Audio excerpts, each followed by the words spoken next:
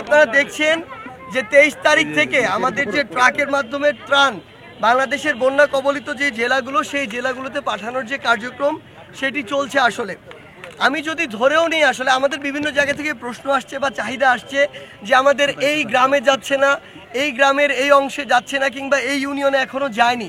So এই বিষয়গুলোতে আমাদের কিছু আসলে আবদার আছে বা চাওয়া আছে। এই চাওয়াগুলো বাংলাদেশের যারা সামর্থ্যবান মানুষ রয়েছেন তাদের প্রতি। তার পূর্বে আপনাদেরকে যদি একটা স্ট্যাটিস্টিক্স বলি, আমি দেখলাম যে 4টি জেলা বন্যা কবলিত, মূল যদি 4টি প্রধান জেলা ধরি তাহলে হচ্ছে ফেনী, কুমিল্লা, লক্ষ্মীপুর, নোয়াখালী। এই 4টি জেলায় গ্রাম রয়েছে প্রায় 6300। এখন 6300 গ্রামের মধ্যে আমি যদি একটা গ্রামে একটা ট্রাকে আমি ধরছি অ্যারাউন্ড 700 থেকে 1000 খাবার যায়। একটা গ্রামে আসলে একটা, যেহেতু পুরো গ্রামে এফেক্টেড, তার মানে এক ট্রাক একটা গ্রামের জন্যই যথেষ্ট। মানে একটা গ্রামে আমার এক ট্রাকের বেশি হলে আরও ভালো, এরকম একটা অবস্থা। সো আমি যদি একটা গ্রামে একটা ট্রাকও পাঠাই, তার মানে আমার এই 4টি জেলাতে 6300 ট্রাক আমার ত্রাণ পাঠাতে হবে, খাবার পাঠাতে হবে। আমরা 4 দিনে অ্যারাউন্ড ধরেন খাবার পাঠিয়েছি আমাদের এই জায়গা থেকে 100-র কিছু বেশি বা শতাধিক ট্রাক। তার মানে এভারেজ প্রায় 6200 গ্রাম, বা ইভেন আমি যদি ধরি 6000 গ্রামে ট্রাক যে যাওয়ার বিষয়টি, আলাদা আলাদা 6000 ট্রাক আমার প্রয়োজন। আমরা এই জন্য আমাদের জায়গা থেকে যেটি আসলে করেছি, আমরা উপজেলা প্রশাসন বরাবর পাঠিয়েছি, যে কোনো উপজেলা বা সদর উপজেলা।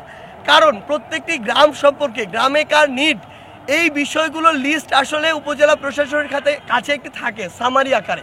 সো তাদের কাছে পাঠিয়েছি এ কারণে যে ওই প্রত্যেকটা এরিয়া ইন্ডিভিজুয়াল চেনা আমাদের জন্য টাফ, এক। দ্বিতীয়ত, ওই উপজেলার কোন রাস্তাগুলোর কি অবস্থা, সেই জায়গাগুলোতে আমাদের এই ট্রাকগুলো নিয়ে যাওয়া আমাদের জন্য অনেক বেশি সমস্যার।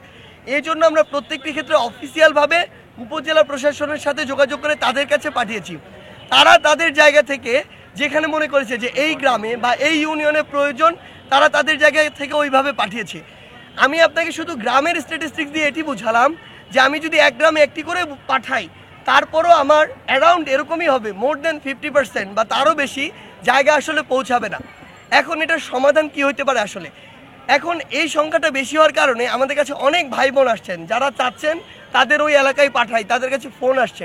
কিন্তু আমাদের একটা সীমাবদ্ধতা আছে।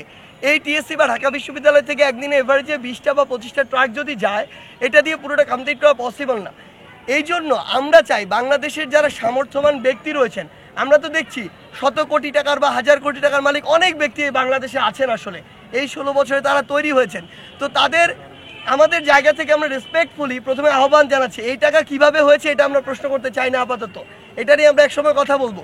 কিন্তু আপাতত তাদেরকে রেসপেক্টফুল জায়গা থেকে একটা কথা বলি, আপনাদের জায়গা থেকে ব্যক্তিগত উদ্যোগ নিয়ে আসলে গ্রাম ধরে ধরে এই জায়গাগুলোতে বা ইউনিয়ন ধরে ধরে ত্রাণ পাঠানোর ব্যবস্থা করা উচিত। মানে দেশের এই সংকটকালীন সময়ে এটি করা ছাড়া আমরা যদি এই অবস্থাকে স্থিতিশীল করতে চাই, এটি খুবই টাফ হয়ে যাবে।